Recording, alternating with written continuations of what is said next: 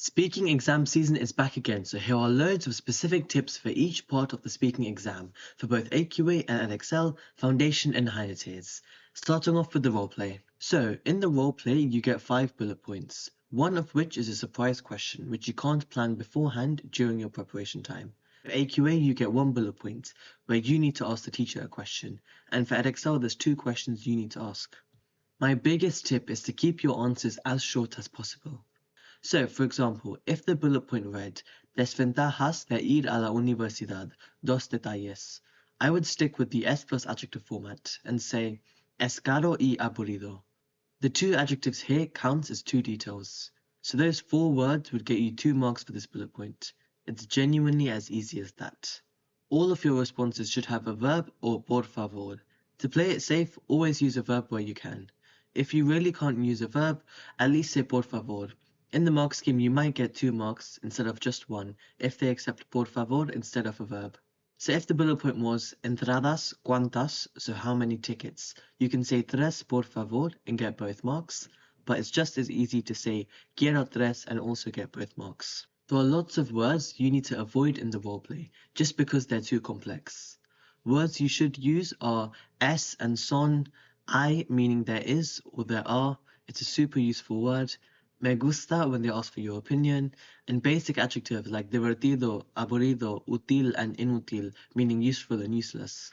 And then on the flip side, words to avoid, en mi opinión, just get straight to the point, pienso que, creo que, again, avoid all of these opinion phrases, and avoid connectives like también or además.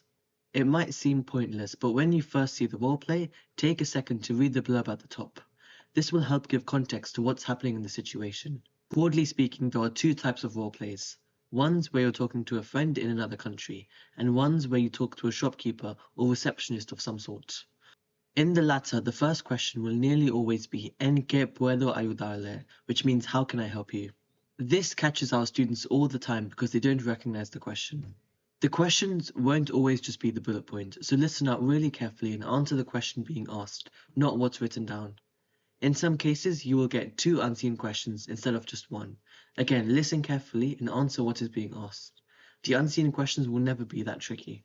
Something else really small to note is that the word planes means you need to refer to the future, maybe using voy a or quiero plus your infinitive. And lastly, definitely practice how to ask a question, using question starters like ¿Cuál es tu opinión sobre?, for example. In the preparation time, spend about 2 to 3 minutes preparing your answers for the roleplay. Keep them short please, and they don't need to be full sentences. The roleplay is 15 marks at AQA and 10 at Excel, and the majority of you should be getting full marks in this section. It's not meant to be tricky at all. Moving on to the photo card, which is also 15 marks at AQA and 24 at Excel. The first question is the easiest because it's always the same. At AQA es que hay en la foto, and for Excel describe esta foto, both asking you to describe the photo. I would use the acronym PALMA for that, and I've got a separate video on how to answer this question using the acronym. PALMA stands for physical description, action, location, mood, and atmosphere. I would also add clothing to this. Clothing is really easy to talk about, and every photo will have people wearing clothes, of course. Aim for 4 sentences here using sentence starters like en la foto hay and puedo ver. Then there's 4 other questions. For AQA, you get 2 more prepared questions, and for Excel, there's 3 more. Aim for 3 sentences each for the remaining prepared questions, and if you get stuck, use another tense or talk about someone else's opinion. You can mention another person's opinion using something like mi madre dice que or según mi madre, and obviously swap out madre with any family member. With the unprepared questions, you don't need to do as well in them. At least for AQA, to get full marks on the photo card, you need to give an appropriate answer for each question and then develop 3 answers. So if your first 3 are developed, the last 2 don't need to actually be as complex. However, you still want to be ready for the unprepared questions because you do need to give a reasonable answer, and for that I'm running some speaking group sessions over Easter. I'm going to be going through lots of past roleplays and photo cards, which I'm afraid of doing on YouTube in case AQA hit me with the copyright strike again. One of the sessions is going to be based all around the roleplay and the photo card, and the other is going to focus on how to develop your answers, especially in the unprepared sections and in the general conversation. You can go to astarspanish.com/revision to get tickets to those Easter sessions. Other things to mention, you are fully allowed to ask for a question to be repeated, and in the photo card, your teacher can change the words of the question to help you understand it. Just say, "Puede repetir, por favor," and your teacher will repeat the question or paraphrase it if need be.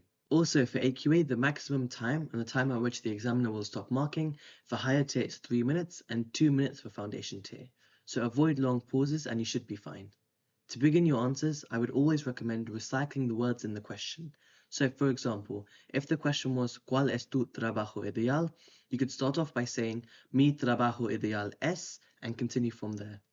The most important part of your sentences are always verbs, so make sure to get them correct. Practice how to change the you form to the I form, so te gustaría becomes me gustaría. And that's all of my advice for the photo card. You should spend 9 to 10 minutes of your preparation time on the photo card and 2 to 3 minutes on the roleplay. Let's move on to the final part of the speaking exam, which is your conversation, which accounts for half of the marks in the speaking exam for both exam boards. Most of you will have speaking booklets with questions per theme, so just make sure you learn your answers off by heart as much as you can. I've got a video where I go through my answers that I had written for my questions when I sat my exam a few years ago and how I would recommend learning them. In terms of the mark scheme for the conversation, you get marks for vocabulary and tenses, so as a minimum, make sure what you say spans the past, present, and future time frames. My advice is to switch tense quite often, so if you have a question which is primarily in the present tense, end it off with a sentence in another tense. For example, ¿Qué hiciste la última vez que fuiste al cine? I would say, hace 2 meses fui al cine con mi mejor amigo, y después comimos en un restaurante. La semana que viene voy a volver al cine porque quiero ver una nueva película. I have used 2 tenses here. I've started with the preterite and ended with the future. To get in the top mark band for content, you want to avoid repetition across your answers.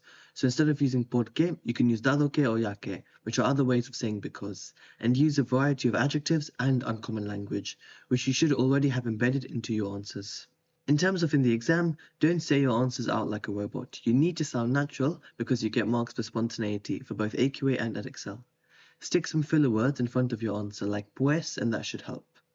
For AQA, you need to ask at least one question to the teacher or examiner.